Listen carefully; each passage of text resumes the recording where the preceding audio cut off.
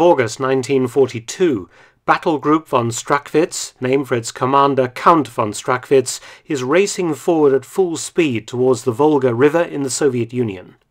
The Kampfgruppe's tanks, half-tracks and reconnaissance vehicles are the vanguard for the German 16th Panzer Division, itself leading a vast assemblage of German motorized and infantry divisions of the Sixth Army in a seemingly irresistible march into southern Russia, sending Soviet forces reeling back in confusion.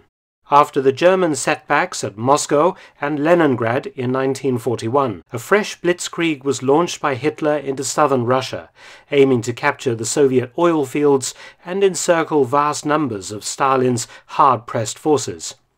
Then, on the morning of the 23rd of August 1942, the vanguard of Kampfgruppe von Strachwitz approached a major target in southern Russia. Elements of the Kampfgruppe's 16th Panzer Reconnaissance Battalion reached heights above the Volga. Looking into the distance through their binoculars, German officers knew it was an historic moment. The Volga marked the boundary between European Russia and the vast Asian steppe beyond, stretching seemingly into infinity.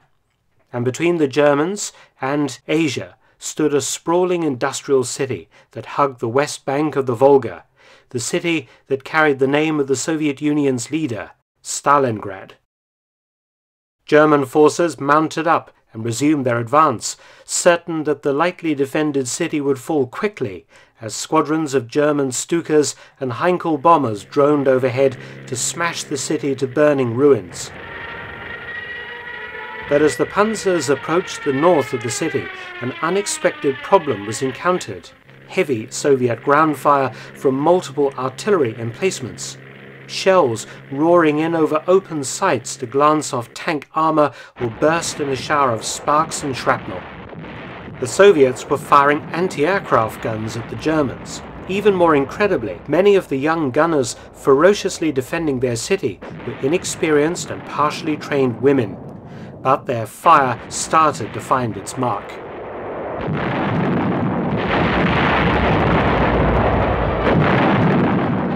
Earlier in the month, things had started off well for the Germans. On the 2nd of August 1942, the German Sixth Army had crossed the Don River to create a 45-kilometre wide bridgehead on its eastern bank.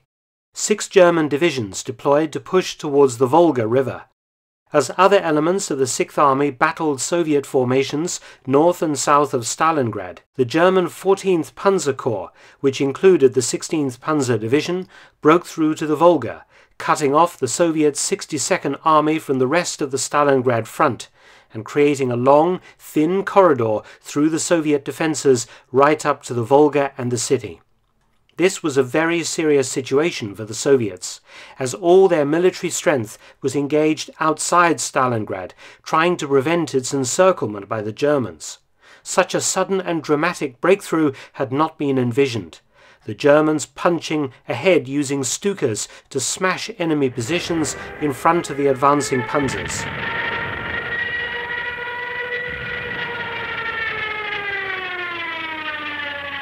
But the 16th Panzer Division, under the command of General Hans Huber, actually got too far ahead too quickly, outpacing the supporting infantry divisions.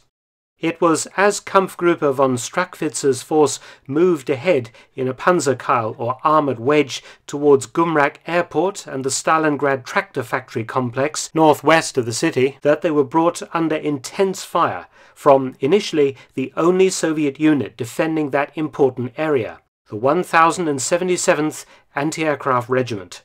The 107th consisted of 354 personnel, many young women, aged 18 to 26 years old, manning 37mm and 85mm anti-aircraft guns. There were 5 battalions, each of 3 batteries with 4 guns each, for a total of 60 artillery pieces, and was already in action against the swarms of German planes pounding Stalingrad. Initially, the 1077th had no infantry protecting their positions. The women formed all-female gun crews in their own battalions, and now these young, partially trained women were to face off against one of Germany's most experienced and effective panzer units, the Women's Battalion taking the brunt of the 1077th's actions.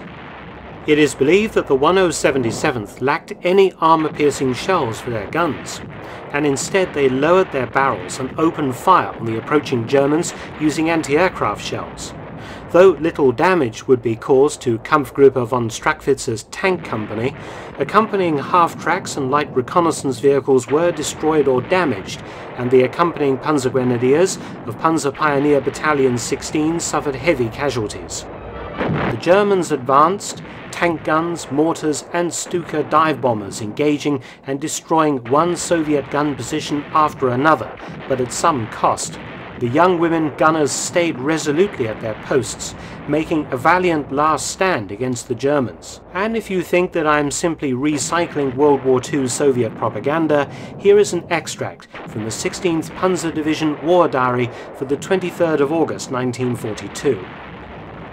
Quote, "Right until afternoon we had to fight shot for shot against 37 anti-aircraft positions manned by tenacious fighting women until all were destroyed."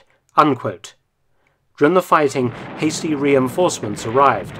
A battalion of militia formed from factory workers and armed with World War I rifles reinforced the 1077th Battery, plus 2 brand new T-34 tanks driven straight out of the factory into action. 4th Battery, one of the female crewed units, directly fighting the 16th Panzer Division, claimed 2 aircraft shot down, plus 18 German tanks knocked out and 2 motorized battalions smashed. Overall, the Soviets claimed that the 1077th Regiment, with support, managed to damage or destroy 83 German tanks and 15 other vehicles, such as half-tracks, and destroyed or dispersed 3 battalions of motorized infantry and shot down between 14 and 20 Luftwaffe aircraft in 2 days of fighting. These figures are undoubtedly inflations for public consumption. But the stout defence put up by the 1077th did buy precious time for the Soviet command to rush forward units to man a defensive perimeter in Stalingrad's northern suburbs. At the same time, reserves were gathered to strike the northern flanks of the 14th Panzer Corps corridor to the Volga. It also allowed the cut-off Soviet 62nd Army to pull back into the city to bolster its defence. Simultaneously, heavy Soviet attacks on the northern and southern shoulders of the German defensive corridor put paid to German plans for a swift capture of Stalingrad. The last stand of the young women of the 1077th Anti-Aircraft Regiment brought the Soviets precious time, and if the regiment had withdrawn or surrendered, the Germans would probably have captured Stalingrad before significant Soviet reinforcements arrived, changing the entire outcome of the war. Fuel and ammunition shortages led to the 16th Panzer Division spearhead being forced to withdraw 2 kilometers. General von Wietersheim, commanding the 14th Panzer Corps, was relieved of his command for failure to defeat small enemy pockets and inappropriate use of panzer formations, and dismissed by Hitler. As for Stalingrad, the battle that dragged on to February 1943 was the nail in the coffin of Hitler's dreams of empire in the East.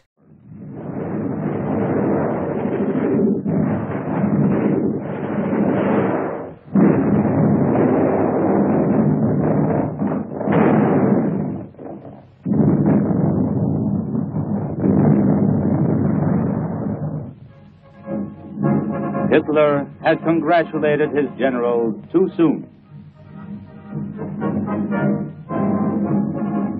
Too soon had they made lithograph stones boasting that the city on the Volga had fallen. Too soon had they struck this medal in honor of the city's capture. It's an interesting thought that the first strike made on that nail was by a plucky band of young women trying to defend their home city from invasion. Thanks for watching. Please subscribe and share. You can also visit my new audiobook channel, War Stories with Mark Felton. You can also help support both of my channels at PayPal and Patreon, details in the description box below.